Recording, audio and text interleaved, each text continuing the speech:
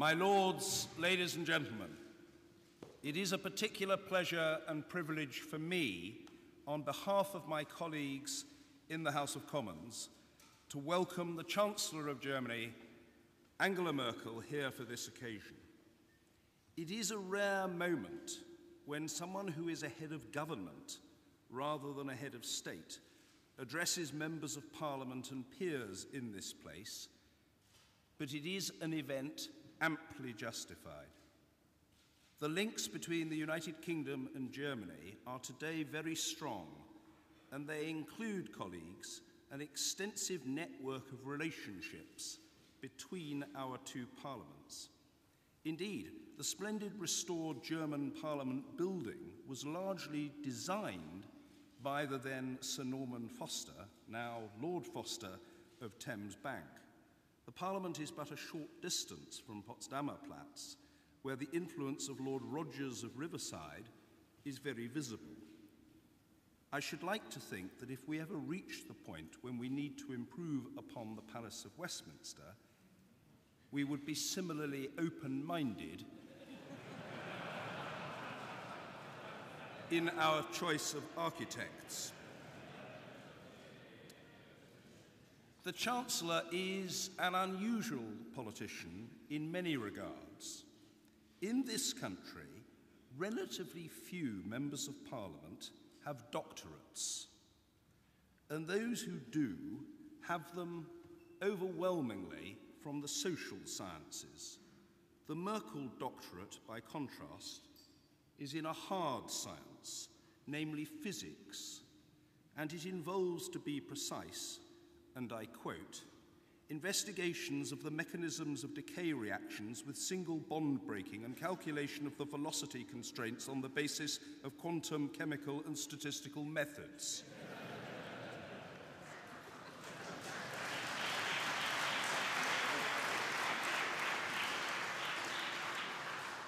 Now, that title probably sounds snappier in German, possibly even just one very long word. And it is a subject upon which I doubt, Chancellor, that anyone will challenge you today. It is also apt that we are assembled now in light of your personal and unique contribution to the politics of your country and of our continent. These are qualities which are admired across the party divide in the United Kingdom. For almost a decade now, Chancellor, you have been Europe's anchor, the essential force for stability at a time of immense turmoil and potentially catastrophic change. While Europe's economic fate is far from settled, our continent at least appears to have secured control of its own destiny. That outcome was not inevitable, and it has largely been achieved by the part that you have played with such consistency, determination, and energy. The example that you have set to the world as a female leader is also itself remarkable. You have earned the reputation of an individual whose word can be absolutely trusted. In acknowledgement of this, it is a huge honor for me to invite a leader who is such a proven friend and partner to address those assembled. Please give the warmest and most respectful welcome to Chancellor Dr. Angela Merkel.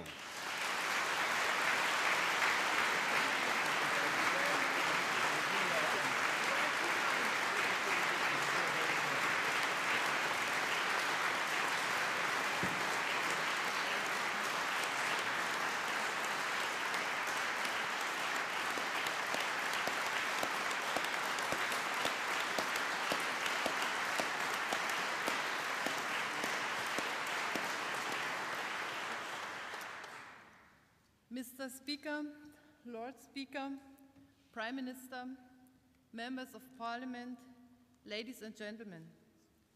First of all, I would like to thank both Houses of Parliament most sincerely for allowing me to stand before you today. I am aware of the very great honor bestowed on me.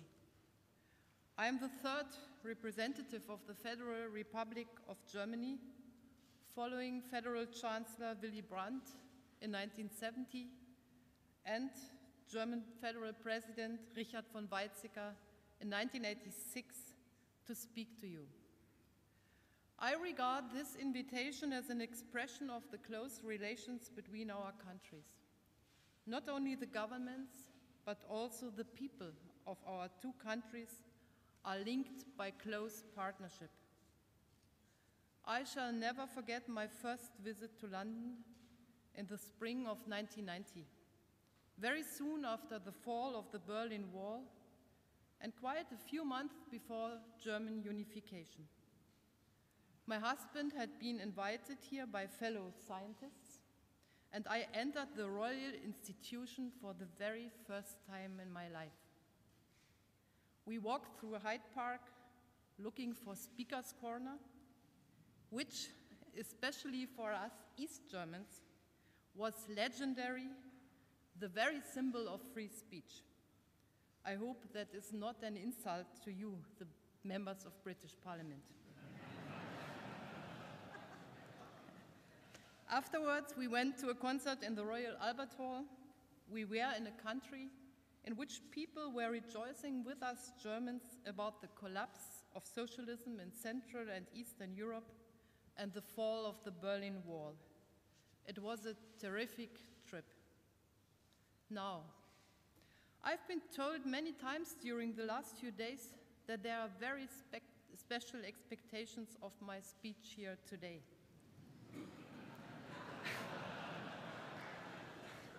Supposedly, or so I have heard, some expect my speech to pave the way for a fundamental reform of the European architecture, which will satisfy all kinds of alleged or actual British wishes. I'm afraid they are in for a disappointment. I've also heard that others are expecting the exact opposite and are hoping that I will deliver the clear and simple message here in London that the rest of Europe is not prepared to pay almost any price to keep Britain in the European Union. I'm afraid these hopes will be dashed too. If what I've been told is true, then it will be obvious to everyone that I find myself caught between the devil and the deep blue sea.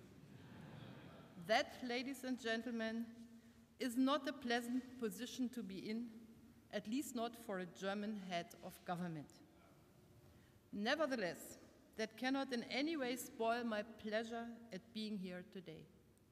On the contrary, my pleasure at being here is great because I simply want to share my thoughts with you. My thoughts about Europe, its promises and weaknesses, my thoughts on Germany and Britain in this Europe. And I do so at a time in which many decisions will be made on how we, as Germans, Britons, French or Poles, as Italians, and all the other European nations and people can assert our values and interests in the world. As naturally I can express my thoughts better in my native language, I hope you will forgive me for delivering the rest of my speech in German.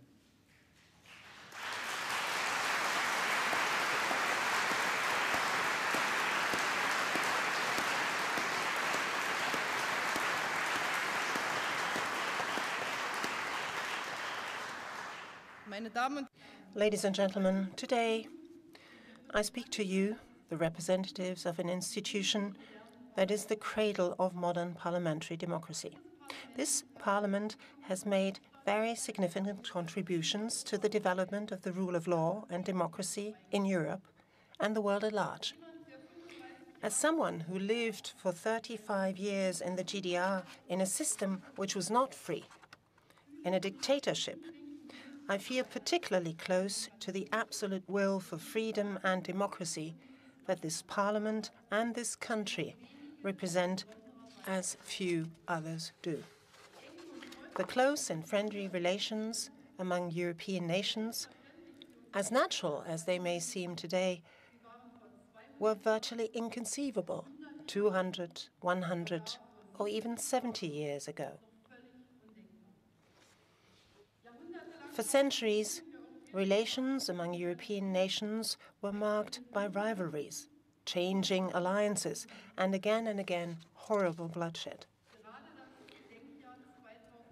This anniversary year, 2014 in particular, makes it incumbent upon us to commemorate the events of the past together, events that dramatically changed the face of Europe.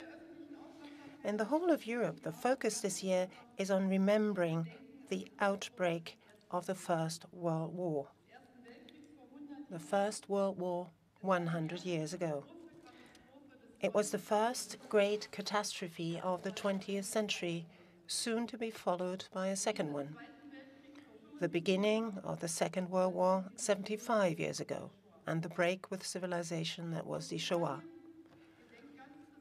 This is a special year of commemoration for Britain too, where you remember your dead, your losses, and the untold suffering that Germany brought through these wars to you. As German Chancellor, I bow my head before the victims of these horrible wars. What would have become of Europe if the people of this country, your country, had not put up such courageous resistance, part of the time standing all alone? What would have been the consequences if you had not found the strength to protect your way of life and to keep alive the hopes of all the nations of Europe for a better future in freedom? The United Kingdom has no need to furnish proof of its commitment to Europe and its basic values. Ladies and gentlemen, this was a quotation from a speech by President Richard von Weizsäcker, which he delivered to both houses of Parliament. Yes, it is true, and it cannot be said often enough. The United Kingdom has no need to furnish proof of its commitment to Europe and its basic values.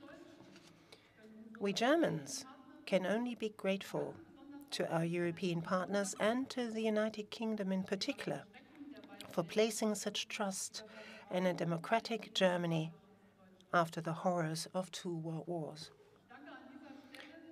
Allow me to use this opportunity to thank all those almost 1.7 million British servicemen and women and their families who served in Germany. In hindsight, European unification that has brought us by now almost half a century of peace, freedom, and prosperity seems almost like a miracle.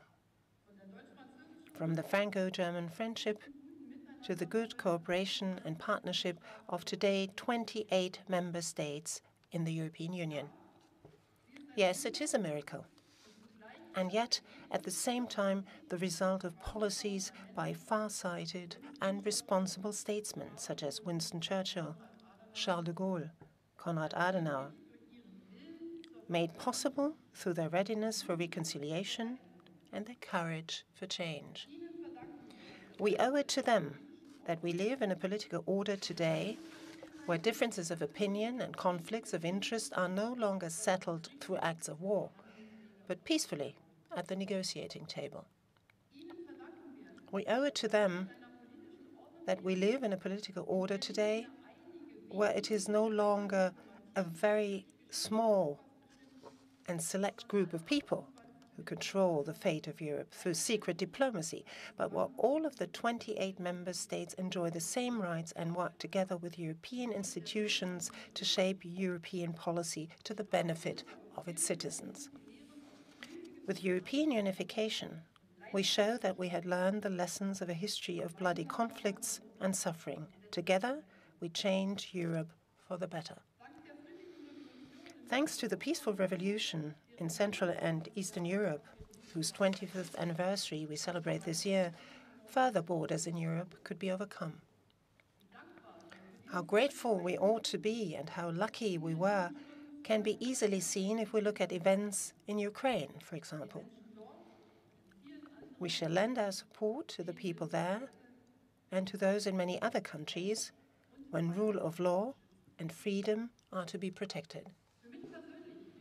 For me personally, as for millions of people behind the Iron Curtain, the fall of the wall in 1989 was a moment of almost unbelievable happiness.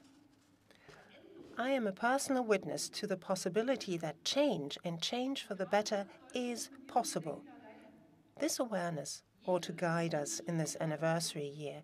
Every political generation has its responsibility. We too, the politicians of today. Standstill may quickly turn into a setback. Or, to use a famous quotation of Winston Churchill, perfect is to change often. This to me seems, almost a wisdom that is particularly appropriate for us politicians. But seriously speaking, we need courage to bring about a change for the better today just as much as it was needed decades ago. We needed to continue to write the success story of European unification. For today, the challenge we face is nothing less than the question whether Europe will be able to assert its values, its interests, and its economic and social strength that brings prosperity to its people durably also in the 21st century. In view of the strength of the United States of America, and of many of the emerging economies, that is anything but a matter of course. But this is precisely the task of those who are today in political responsibility.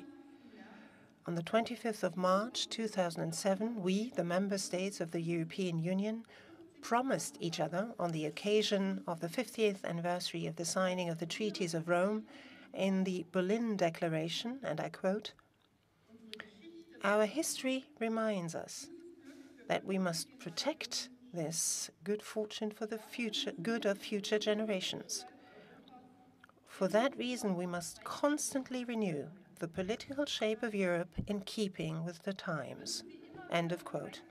We must renew Europe in keeping with the times so that it may fulfill its promise of peace, freedom, and prosperity also for future generations.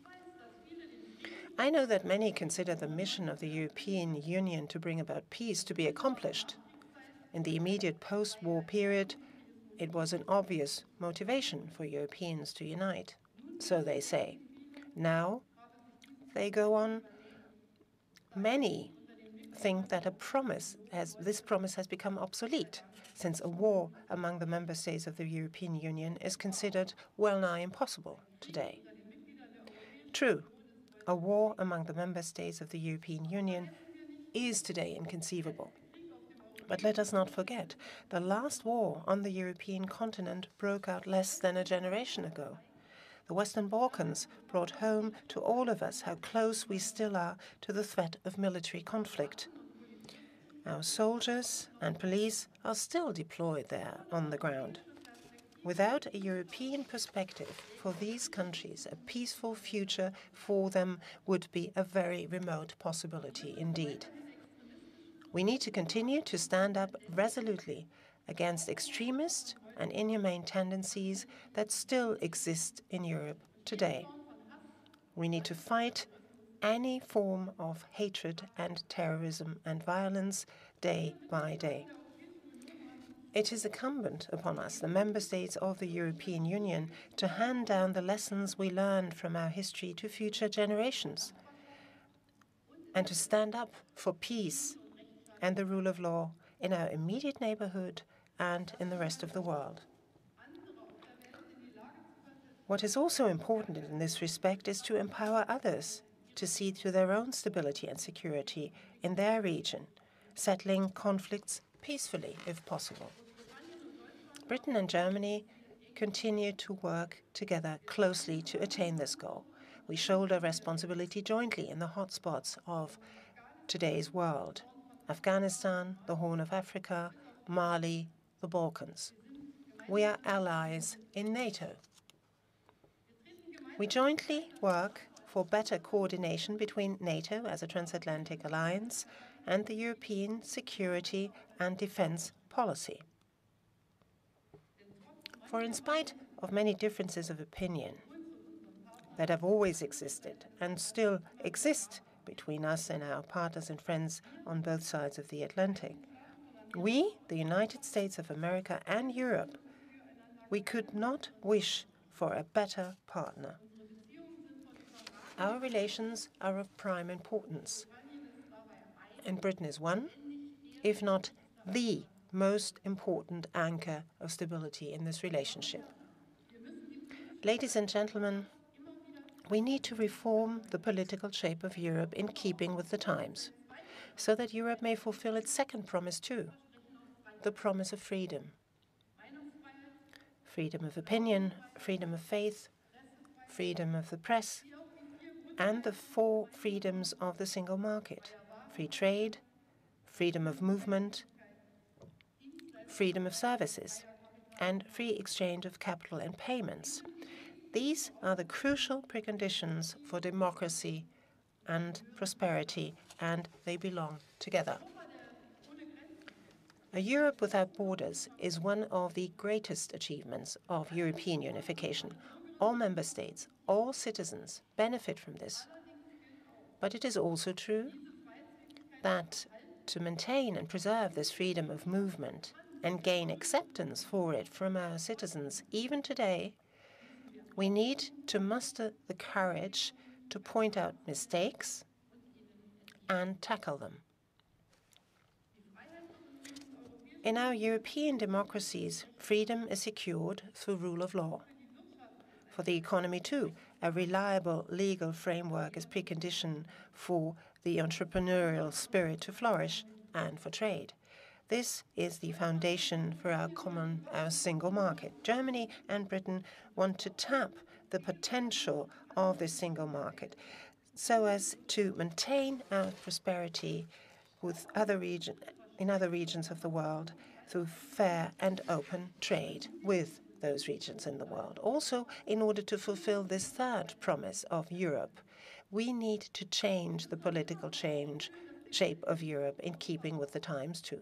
We need to remind ourselves time and again that the world is not waiting for Europe. Economic potential, competitiveness need to be continuously strengthened and renewed. For a long time, we Europeans have thought it only natural that economic development by and large would only ever move upward.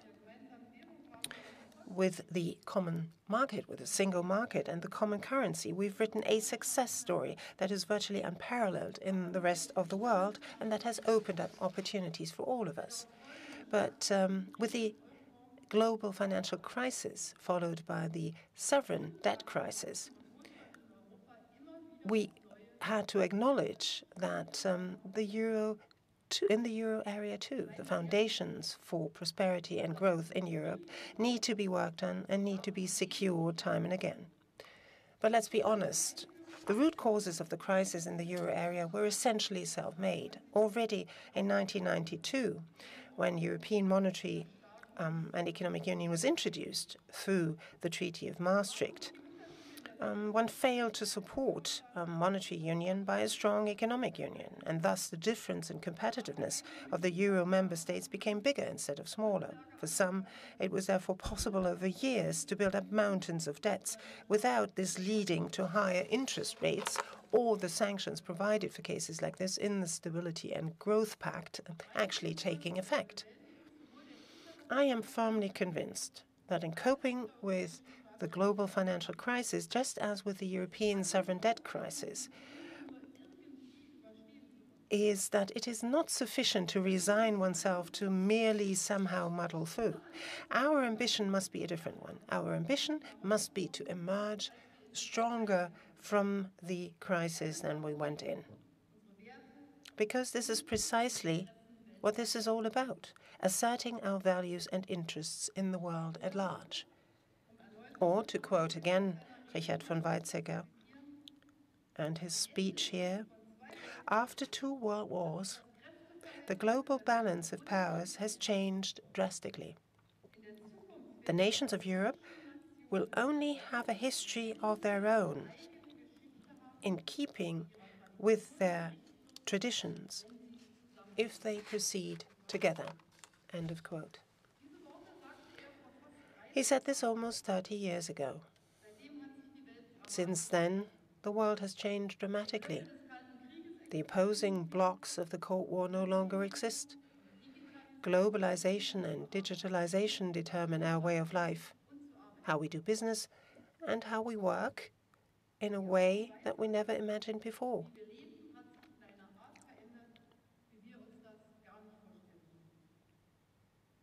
But this does not detract in any way from the validity of von Weizsäcker's argument.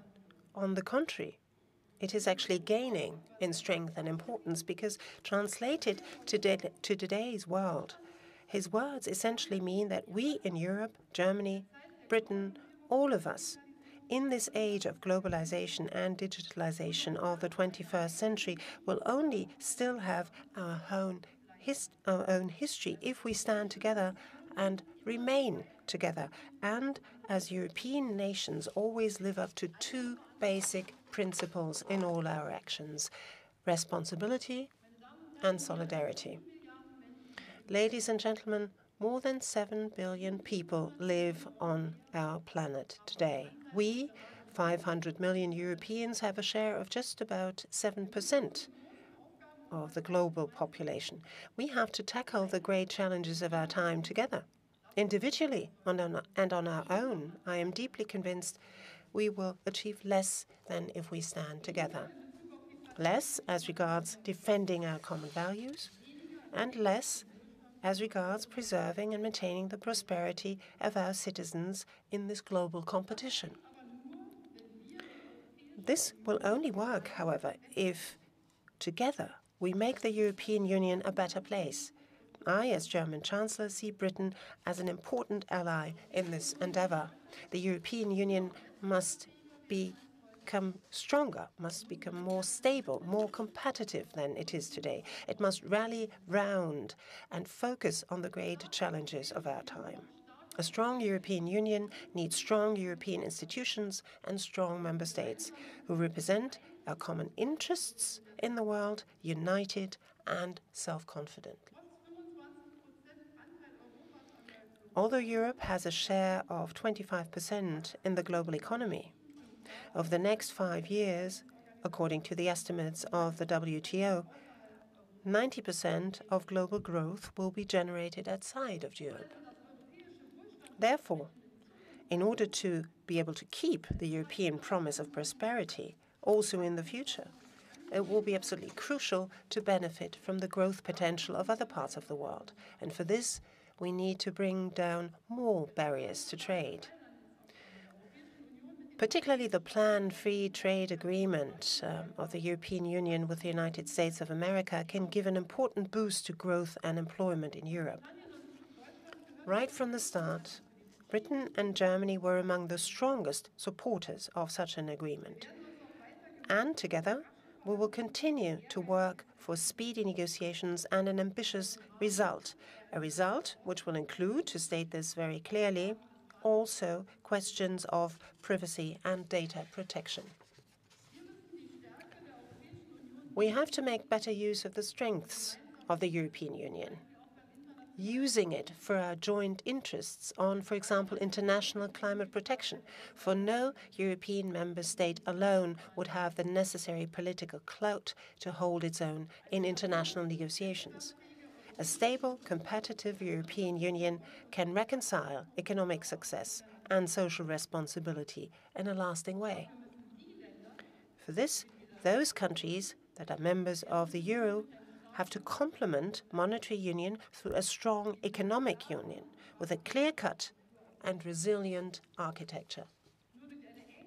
Only through close and more binding economic coordination will we be able to avoid getting again in heavy waters in a very bad crisis in the euro area in the foreseeable future. As I see it, the contractual basis of economic and monetary union has to be clearly delineated and speedily adjusted in a targeted manner to achieve a sustainable stabilization of monetary union. All of the member states will then have to submit all of their policies on Europe, be it on energy, climate, shaping the single market, or foreign trade, to scrutiny if these policies contribute to bolstering Europe's economic strength or not.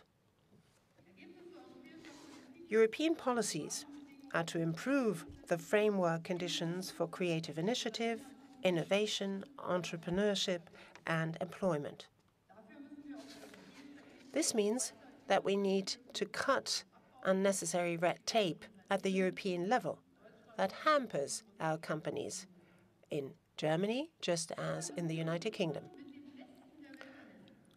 We always have to measure up with the best of them in the world. Therefore, European rules and regulations need to be subject to regular reviews, just as national rules and regulations. Should they prove to be superfluous, they have to be scrapped. This is why we, Britain and Germany, together have seen to it that the European Commission finally takes the issue of better regulation seriously and acts on it. The European Commission may only regulate where member states have not passed sufficient regulations themselves. The principle of subsidiarity needs to be respected more in Europe. It is in this spirit that Britain and Germany ought to set priorities for the work of the future Commission together with our partners. We are gratified to note that we are not at the very beginning of that particular road, but have actually come quite a long way already. The concept of helping only on the basis of a quid pro quo, that is, granting assistance only if structural reforms and fiscal consolidation are pursued in the euro area, is beginning to take effect. Unit labor costs in many countries are dropping, and in certain countries, for the very first time since a number of years, we see current account surpluses. It was and is urgently necessary also to create a sound and responsible financial system. Never again should taxpayers have to foot the bill when banks and financial institutions make mistakes. The financial industry, too, has to contribute to the common weal. I say this quite purposefully here in London, since London, as a financial centre, is of such great importance for the common European market, the financial market, and thus for the economy of all European member states. In the negotiations on MFR, the next budget of the EU, Britain and Germany together saw to it that in times of severe cuts in national budgets, in Europe too, expenditure is focused on what is necessary and on what is important to secure Europe's future. Priority here is on investments in science and research. Without attaining top rank in innovative inventions and developments for the 21st century, we will fall behind, and we will also lose prosperity.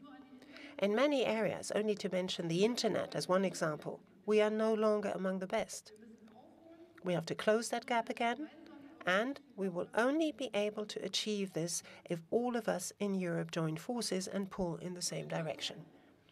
I am convinced if we continue to make it very clear that we are serious about wishing to change, we will find the necessary legal instruments to reach our goals. Only a strong and competitive European Union will be able to fulfill its promise of prosperity also for future generations and regain the trust of its citizens. Ladies and gentlemen, we Germans shall never forget that the happy and prosperous development of our country is inseparable from the history of the European Union. We Germans shall never forget that we owe the happy and prosperous development of our country to the readiness of our European partners and friends to forgive and to stretch out a hand of friendship, and reconciliation. We Germans are aware of our responsibility for a good future for the Union. And this is why we shall do everything we can to enable the European Union to keep its promise of peace, freedom, and prosperity for generations to come. What we are going to do now, or what we fail to do to reform the political shape of the European Union in keeping with the times, will decide Europe's future. Our ideas of how the future European Union ought to look like may vary on the details, but we, Germany and Britain, share the goal of seeing a strong, competitive European Union join forces. United and determined, we can defend our European economic and social model in the world. United and determined, we can bring our values and interests to bear in the world. United and determined, we can serve as a model for other regions of the world. This, and nothing less than this, should be our common goal. I regard it as the task for our generation. In order to attain this goal, we need a strong United Kingdom with a strong voice inside the European Union. If we have that, we will be able to make the necessary changes for the benefit of all. In German, as in English, we have the saying, all good things come in threes. So, to conclude, I would like to quote for a third time from Richard von Weizsäcker's speech to these two houses at the outset of the United Kingdom's European presidency. He said, "Europe will not move forward by leaps and bounds, but step by step. We Germans will take these steps with the United Kingdom, and we do so happily. May I wish you and all of us on this path the best luck." End of quote. What was true almost 30 years ago remains true today. For the sake of the future of the United Kingdom and Germany, for the sake of the success of the European Union, and for the good of future generations. Thank you.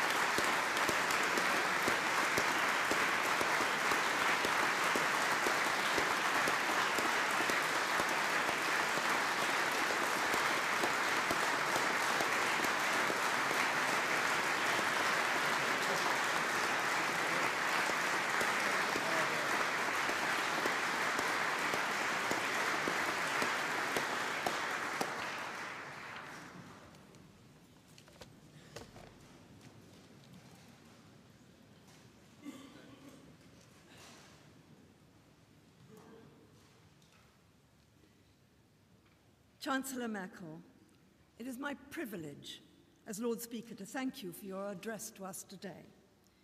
This room, the Royal Gallery, is a big space, not easily filled, and so not often used for occasions such as this. But you, Dr. Merkel, have filled it, both physically in terms of your audience and metaphysically in terms of the importance of what you've said to us this afternoon.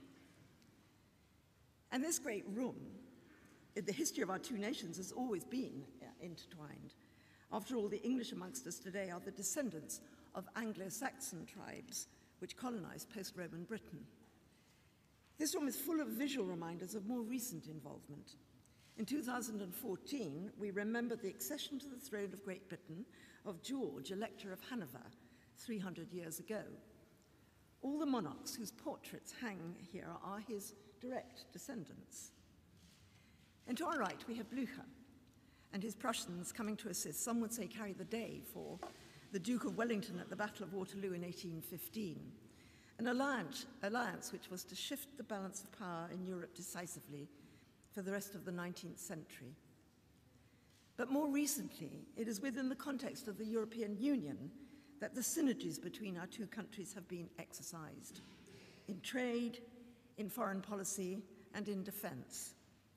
And, as you've touched on in your speech, given the upheavals on our borders and the uncertainties of economic recovery, we need that cooperation more than ever today. Our interparliamentary contacts are strong.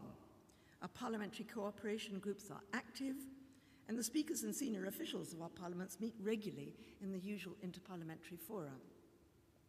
I'm happy to say that they invariably see eye to eye.